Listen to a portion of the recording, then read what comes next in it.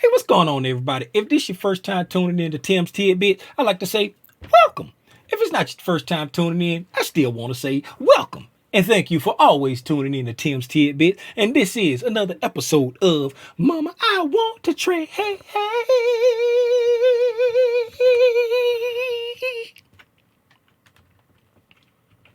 Again, thank you for tuning in to Mom I Want to Trade. If you don't know who I am, my name is Timothy Lee Rogers Sr. I get on Al Gore's internet, and I like just to talk about my interpretation, if you will, of the price action. Now, in this series, we've been going over the lingo for the ICT PD arrays. Hopefully, I have not been confusing you. I know it can sound rather confusing, but believe me, these are just small bite-sized nuggets so that you can get used to what the lingo is, right? And it's broke down in a way so if you don't want to look at everything, you just want to look at a certain piece, right? You just look at the lingo video for the PD array you want to learn about, right? It's just a brief introduction.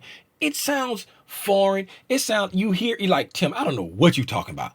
You saying this, you saying that. I'm so confused. It's going to feel like that. But then when you look at the price action video and you start to hear about that one PDA again, over and over and over, then you say, okay, it's starting to make sense. And then when you get to the strategy video and you start hearing about that one PDA over and over again, you be like, okay, it's making sense now. So, okay, I ain't confused anymore. I was like, he was talking about mitigation blocks, then he was talking about breakers. Now he's getting ready to talk about liquidity voids. I can't keep with all this. It's not for you to look at all of them. It's just for you to look at whichever, and you can look at them all. It's up to you, but it's up to you to look at for which one you want to learn about, and then look at the coinciding different series just to have a one picture of that one PDA from lingo to execution. That's what it is. And without further ado, let's get into the slides. This PD array, like I said, we're going to be talking about is, drumroll please, the liquidity void.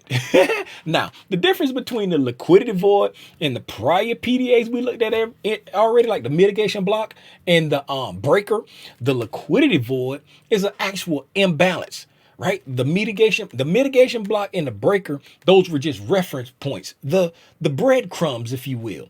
It's points where the algorithm know I got to go back to that point. The liquidity void, it's the same thing. The algorithm know I got to go back, but the reason why it's going back is because there's an imbalance in price action. Well, Tim, what do you mean an imbalance? I'm glad you asked that question, little Timmy Rogers. Something wasn't done in total. Something got left undone. So it's a imbalance, if you will, in price. The market likes to be balanced. The market likes to go up and go down, cover the same area.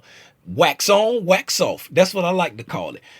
Wax on, wax off. Wax on, wax off. I like to call it the wax on, wax off. When we don't get the wax on, wax off, there's an imbalance left. And there are several different types of imbalances, right? And the first imbalance we're talking about is the liquidity void. Draw your attention right over here. The liquidity void, right? It's caused by large, violent, one-sided price movements, meaning the big boys just push the price in either up or down without going the other way, without the contrarian liquidity, if you will. So this is right off ICT's slides, right? As you see, the liquidity void over here. Let's read what he says. The liquidity void is a range in price delivery where one side of the market liquidity is shown in a long one-sided ranges or candles. Price typically wants to revisit this range or void of contrarian liquidity. So meaning price right here is trading in this little consolidation area. That's like a balanced area because we get in the wax on, wax off, all in this area. The candle's going up and down, up and down. And then all of a sudden we get a large, violent, one-sided move to the downside. See these two huge candles to the downside without going back up? That's a liquidity void, right? That is large one-sided move. It's void of buy-side liquidity. This is all sell-side liquidity being off. This is not a full void, right? It's just a void of buy side liquidity. So it's a liquidity void, right? We have one-sided liquidity going on in here. Now, let's see how Lil Timmy Rogers interprets this. Yes, okay. Price leaves a balanced range of A, right? Meaning you're in an area where price is all balanced out. It can be consolidation.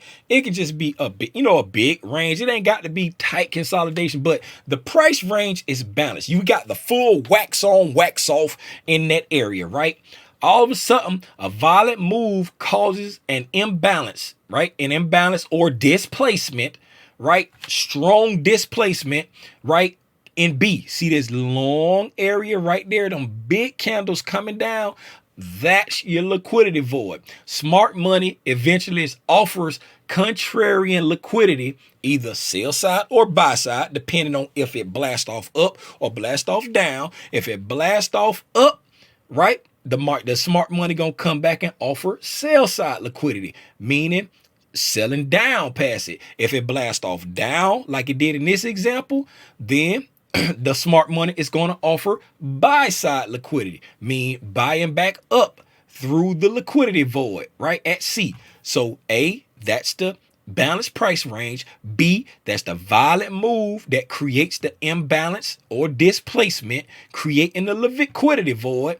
And then eventually price, smart money comes back up to this area and offers the contrarian liquidity, meaning it's buying back up through this area to fill this liquidity void. And that's a liquidity void. And if you turn it on its head, if the market takes off, like this is a liquidity void right here. The market was in a consolidated area, a balanced area, then it blasts off with violent movement. So this is a liquidity void on the buy side. And then eventually, right there where I'm moving my mouse, eventually smart money will come back and offer sell side liquidity because it's a imbalance of sell side here. This is an imbalance of buy side over here. We got an imbalance of sell side over here. That's a liquidity void. Now we got to look at it in price action, right? So this is how it looks in price action, right? So you got a balanced area. See, the price is coming up. Everything is trading both ways. It's nice and balanced. We're trading up and down on all these candles here, trading up and down, up and down. Nice and balanced. It's a trending area, but it's not, we trading both ways on some of the candles. Candles overlapping, nice and balanced out. Then all of a sudden, we get a violent move down. Nice, big, huge candles right here. Violent move down, creating what? A nice liquidity void. Look at these two big candles right here. It can be one super long candle on a higher, these are hourly candles, right? So imagine this is like 2 hours of straight selling, big liquidity void, right?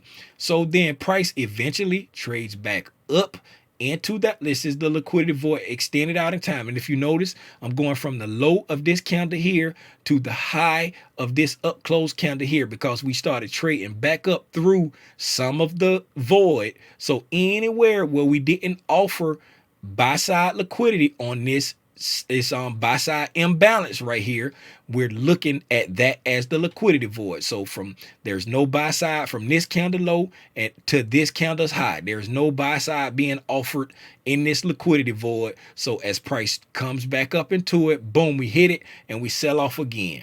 All right, there you go. So price leaves a balanced area with a violent move down, creating an imbalance or displacement, if you will, of in this case, buy side liquidity. Then price eventually comes back up into it, and then later again comes back up and actually fills in the entire liquidity void over here. And if you notice here, that's another liquidity void on this end right here. You have a blast off like this. This is a sell side imbalance where you only offered buy side, and eventually price will come back down and fill in this sell side imbalance or this liquidity void. And I guess they wanted to get off the screen early.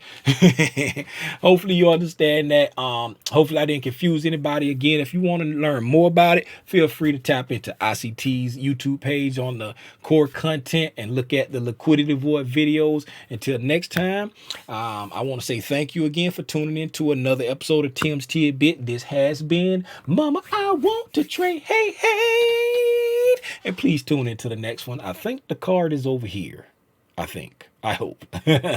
Tune into the next one, man. I'm gone.